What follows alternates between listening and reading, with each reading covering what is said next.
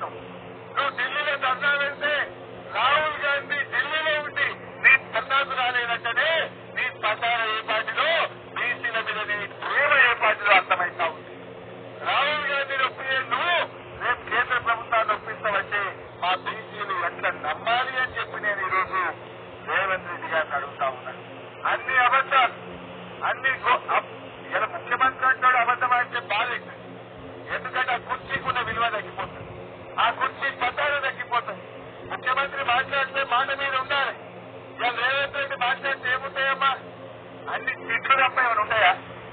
ఈ పేగులు కూడా నడలేసుకుంటా, కళ్ళ గుడ్లు కూడా తీస్తా, చోటీలాడతా, చీల్తా, చంపుతా, తొండలు, ఇవి తప్ప ఎవరన్నా ముఖ్యమంత్రి ఒక పనికొచ్చే మాట మాట్లాడినా, ప్రజలకు పనికొచ్చే పని చేసిందా? అన్ని కూడా పనికి మాలిన మాటలు.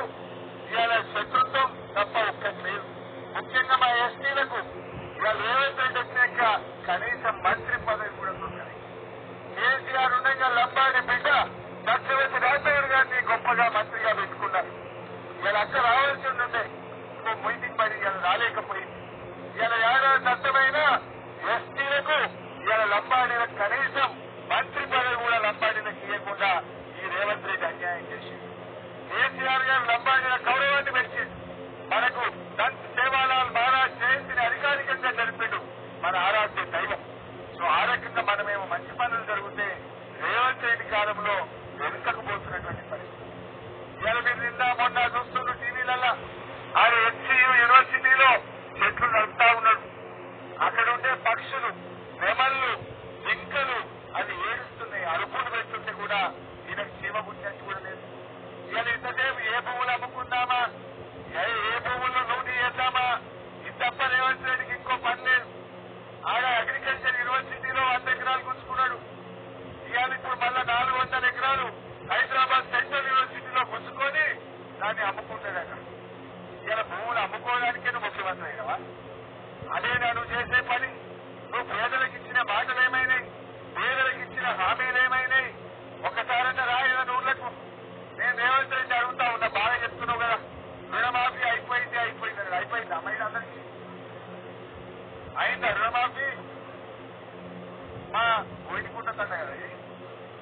రేవంత్ రెడ్డి నువ్వు పాలమూరు బిడ్డ అంటున్నావు కదా, నేను రేవంత్ రెడ్డి కోరుతా ఉన్నా, దమ్ముంటే గన్మెన్లు లేకుండా, పోలీసు వాళ్ళు లేకుండా మా బోయికుంట తండకు రా, రుణమాఫీ అయిందా లేదా మా వాళ్ళు చెప్తారు. చూడ మీరేమో చేస్తేనేమో పూలు చల్తారు, లేకపోతే మరి నువ్వు చేసి అంటున్నాడు. అసెంబ్లీలో చెప్పుకుంటే అయిపోయింది రుణమాఫీ అంటావు. అయిపోయిందా? అందరికి వచ్చిందా రుణమాఫీ? మరి రా బోయికుంట తండకురా. నువ్వు పాలమూరు బిడ్డవైతే, నీకు పౌరుషం ఉంటే, నువ్వు నల్లమల జంగల్కి వచ్చినట్టువైతే పోలీసు వాళ్ళు లేకుండా రా మా తండకురా. రుణమాఫీ అయితే పూలు చల్తారు, లేకుంటే ఏం చేస్తారో వాళ్ళ ఇష్టం. ఇక వాళ్ళ ఇష్టం. ఎక్కడికైనా రావాలంటే ముంగడ పోలీసు వాళ్ళకి పిల్లలు పట్టకపోతుంది, బీఆర్ఎస్ కార్యకర్తలు పట్టకపోతుంది, కేసులు పెడుతుంది. ఇదేనా ప్రజాస్వామ్యం? ఏడవ గ్యారెంటీ ప్రజాస్వామ్యం అన్నావు. ఉందా అసలు ఈ రాష్ట్రంలో ప్రజాస్వామ్యం? నిన్న కాలేజీ పిల్లల్ని పాపం గొంతులు